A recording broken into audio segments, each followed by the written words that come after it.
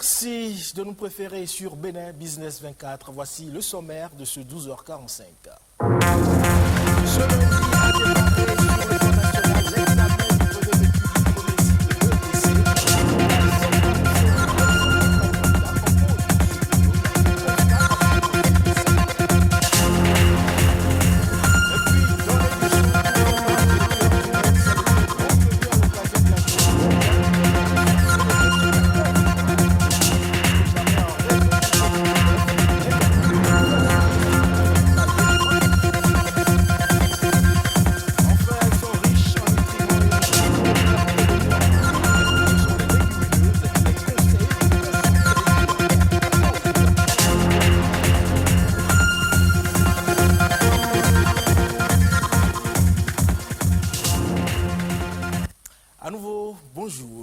Après les candidats à l'examen du certificat d'études primaires CEPE, eh bien c'est au tour des candidats à l'examen du brevet d'études du premier cycle BEPC d'affronter les épreuves.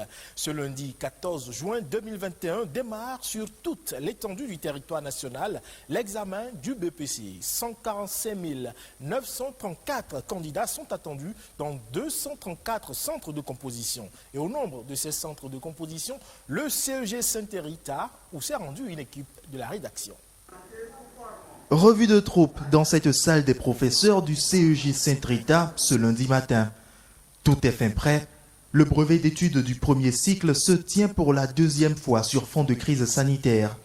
Les dernières instructions et consignes sont ici données aux examinateurs avant leur départ pour leurs salles respectives.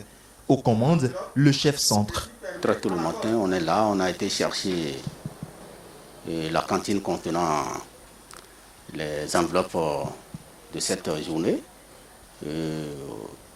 On s'est présenté, on a vérifié la présence effective des surveillants et ensuite on a procédé à la lecture expliquée des instructions. Et quelle que soit l'ancienneté que l'on a dans l'activité, il faut toujours rappeler les instructions pour que les uns et les autres sachent une fois encore ce pourquoi ils sont là.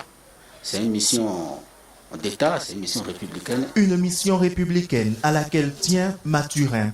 Une fois dans sa salle de surveillance, les consignes reçues ne tardent pas à être mises en application.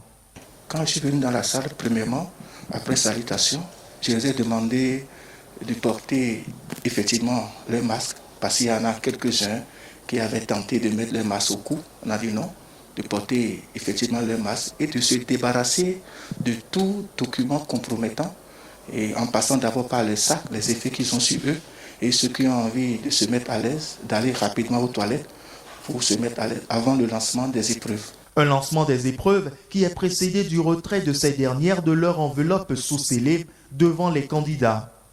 Après cela, encore quelques temps de concentration jusqu'à ce que vienne le moment tant attendu. Et c'est parti pour 2 heures de composition. L'épreuve de communication écrite, la toute première de la journée, est lancée. Du côté de la salle des professeurs, le balai des surveillants ne tarde pas à commencer. Quelques situations difficiles apparaissent déjà. Que sur la carte d'identité, il n'y a pas ce nom-là, ou bien le lieu de naissance figurant sur la liste d'émargement ne correspond pas au lieu de naissance se trouvant sur la carte. Bon, ce sont ces petits problèmes-là qu'on est en train de régler pour l'instant. Des situations qui trouveront sans doute solution et n'entacheront en rien le bon déroulement de l'examen. 1116 candidats sont attendus dans ce centre. La phase écrite de l'examen du BEPC est prévue pour prendre fin le mercredi prochain. Merci à vous, Rodrigue. Et puis, au plan mondial, ce jour, 14 juin, est la date retenue chaque année pour célébrer la journée mondiale du donneur de sang. Et pour cette année 2021, le slogan de la journée est « Donner du sang pour faire battre le cœur du monde ». Il s'agit à travers cette journée de faire connaître à l'échelle mondiale le besoin en sang et en produits sanguins sûrs aux fins de transfusion. La journée est également l'occasion de lancer un appel à l'action au gouvernement et aux autorités sanitaires des pays afin qu'ils mettent en place des systèmes et des infrastructures permettant d'augmenter la collecte de sang auprès des donneurs volontaires et bénévoles et qu'ils allouent également les ressources nécessaires à cette activité. Et parlant justement du don de sang, sachez qu'il est aujourd'hui plus que jamais important d'en donner pour sauver des vies. C'est d'ailleurs même le moment idéal pour éviter le manque de ce liquide précieux en raison du contexte sanitaire lié à la pandémie du coronavirus. Et toutes les mesures sont prises pour garantir votre sécurité sanitaire et pour prélever votre sang sans crainte. C'est d'ailleurs le constat fait ici par Patrick Adiagodou à la direction Atlantique Littorale de l'Agence nationale pour la transfusion sanguine. On vient ici soit pour donner son sang, soit pour venir chercher du sang au niveau de la banque de sang du CNHU. Pour entrer dans ce bâtiment, vous voyez qu'il y a un dispositif qui a été mis en place là et vous êtes obligé, d'accord, de vous désinfecter les mains avant de rentrer dans le bâtiment. Ici, tout en respectant les mesures barrières contre le coronavirus, ces fidèles donneurs de sang ont répondu à l'appel avec leur masque de protection. À l'intérieur de la salle de prélèvement des produits sanguins, des donneurs réguliers se prêtent à l'exercice. Judith n'est pas qu'une habituée des lieux. Elle donne son sang depuis bientôt 8 ans. La première fois que je suis venue donner mon sang, on m'a juste dit que je suis un donneur universel. Donc je porte un registre négatif au moins. Donc depuis ce jour-là, je me suis dit, c'est bon pour moi de donner ça parce que ça peut sauver tout le monde. C'est le cas de Herman, qui est également un donneur régulier. J'ai commencé en 2006 et je n'ai jamais raté. Tous les 90 jours, je viens toujours donner mon sang. Si le sang donné sauve des vies, bon, je n'ai pas le choix. D'autant plus qu'on ne fabrique pas le sang. Donner son sang est donc un geste vital.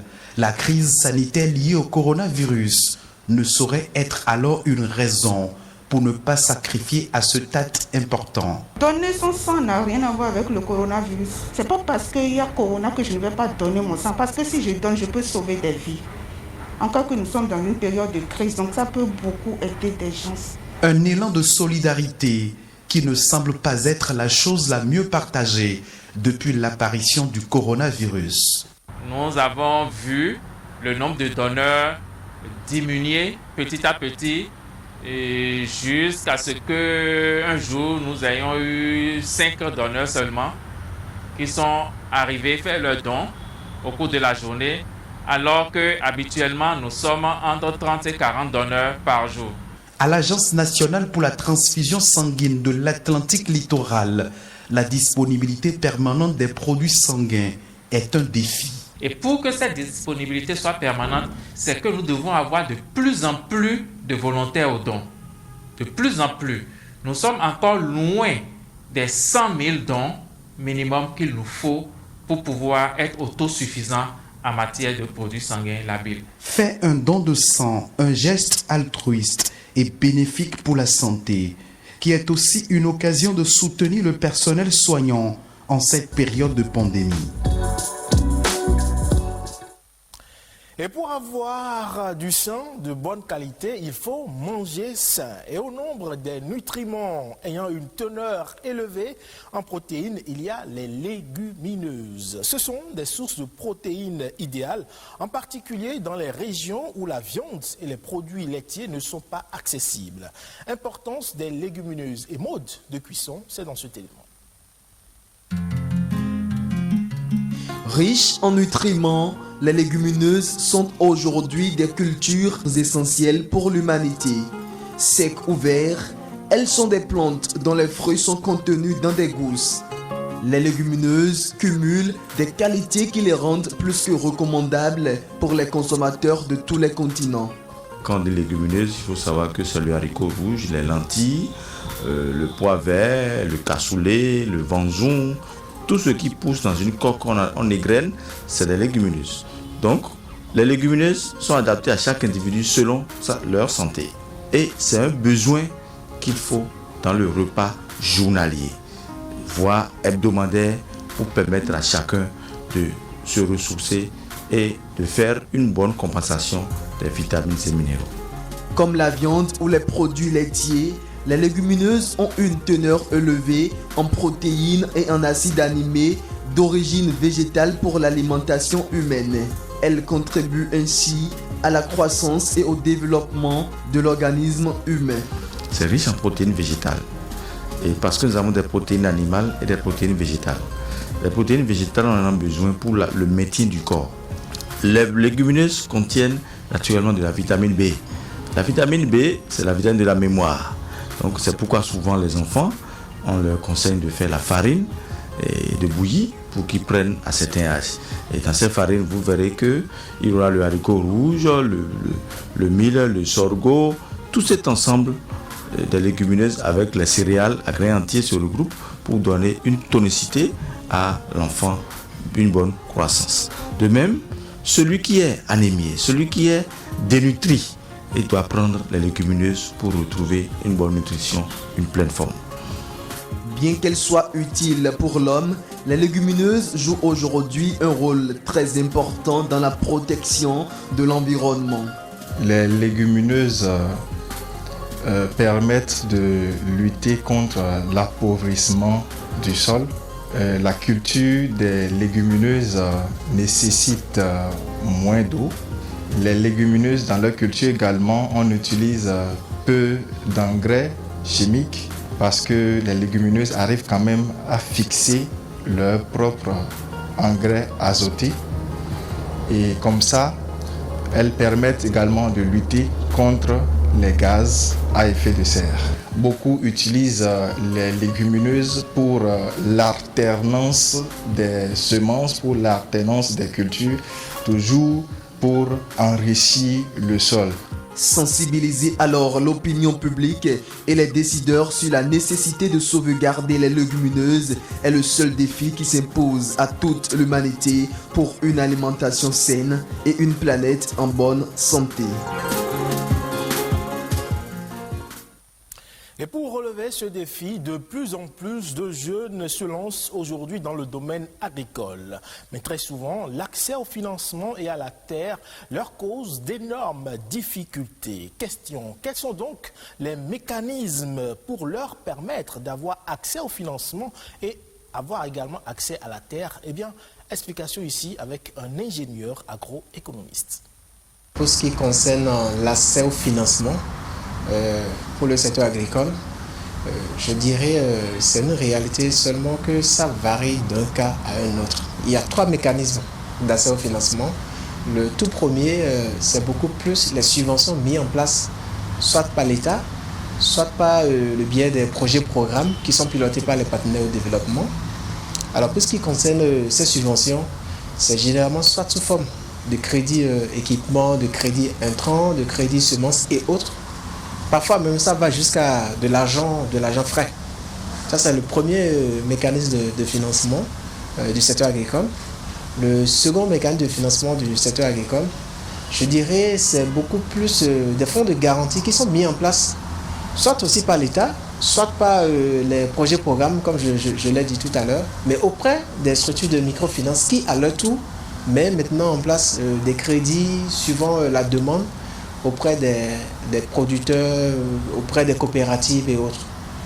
Le dernier cas, c'est des crédits qui sont négociés directement entre les producteurs et les structures de microfinance. Pour ce qui est de l'accès aux terres des jeunes pour le développement de leur activité, je dirais que c'est un peu mitigé. C'est un peu mitigé, c'est souvent pas facile. En tout cas pour ce qui est de l'écho que nous avons du terrain, les gens ont toujours eu certaine réticence à mettre la terre à la disposition des jeunes parce qu'ils se disent, bon, les jeunes n'ont pas assez de garanties, les jeunes ont ci, les jeunes ont ça.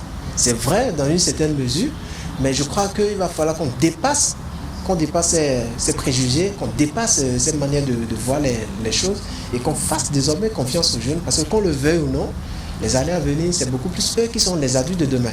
Donc moi je préconise beaucoup plus qu'on puisse mettre en place un cadre, genre pour les encadrer un peu dans tout ce qui se fera puisque l'avenir doit se construire avec eux et non sans eux. Tous les acteurs qui interviennent dans le secteur agricole n'auront pas d'autre choix que de composer avec les jeunes. Donc l'accès à la terre pour ces jeunes doit être facilité pour que demain tout le monde puisse en jouir. Et c'est sur ces conseils que prend fin ce 12h45. Merci pour votre aimable attention. Vous pouvez retrouver cette édition sur le site de l'ORTB, www.ortb.bj. Portez-vous bien et à la prochaine.